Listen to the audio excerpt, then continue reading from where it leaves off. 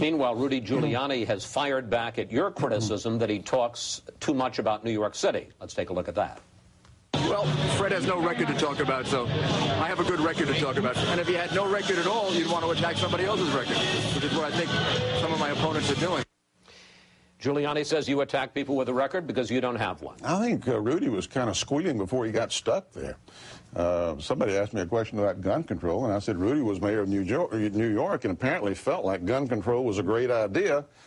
Back then, he says it was because he was representing New York, but I don't think New York City has necessarily the same values as the rest of America. And that's in reaction to that. My experience has had to do with matters on the federal level, national level. I was on the Intelligence Committee.